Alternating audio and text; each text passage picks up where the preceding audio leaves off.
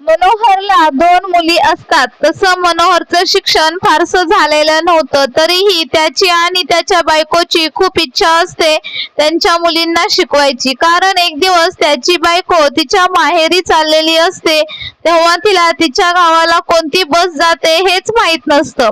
कारण तिला बसवरील नाव वाचता येत नाही. एका मुलीच्या हाताला धरलेलं असतं आणि एक मुलगी कडेवर घेतलेली असते आणि ती प्रत्येकाला विचारत असते, ओ भाऊ, ही बस कोणती आहे? बरेच लोक तिच्याकडे दुर्लक्ष करतात आणि काही लोक चिडतात आणि बोलतात, काय कटकट आहे, ओ बसा, तिथं आली की सांगतो.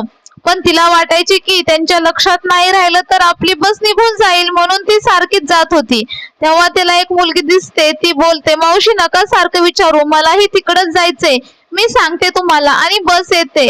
व ती मुलगी सांगतेही. बसमध्ये बसल्यावर मनोहरची बायको मनाशी ठाम निर्णय घेते की काहीही होऊ दे, जी वेळ माझ्यावर आहे ती मी माझ्या मुलींवर कधीही येऊ देणार नाही. लोकांची धुनी भांडी करेल, पण माझ्या मुलींना खूप शिकवेल.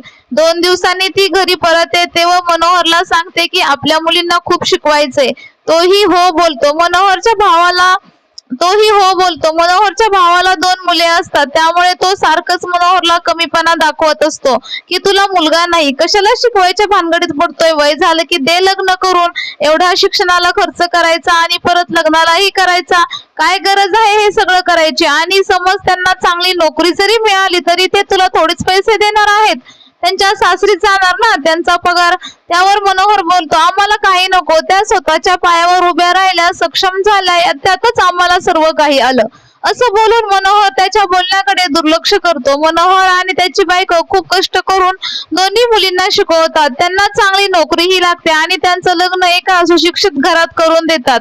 इकडे त्याच्या भावाच्या मुलांनाही चांगली नोकरी लागते आणि ते शहरात नोकरी करतात. एक दिवस मनोहरची मुलगी तिच्या आई बाबांना भेटायला आलेली असते. एका झाडाखाली मनोहरचा भाऊ तिला दिसतो. दाढी वाढलेली असते, अंगावर फाटके कपडे असतात. ती जवळ जाऊन आवाज देते, काका कसे आहात? तो तिला पाहून त्याच्या डोळ्यातून पाणी येते. तो बोलतो, माझी मुलं एकदाही मला भेटायला आली नाहीत, कधीच माझी चौकशी देखील करत नाहीत, आणि तुम्ही तुमच्या आई वडिलांना भेटायला येतात, त्यांची काळजी घेतात. मला 2 दिवस झाले ताप आहे, माझी मुलं मला कधी विचारतही नाहीत. डोळ्यातील पाणी पुसत ते बोलतात.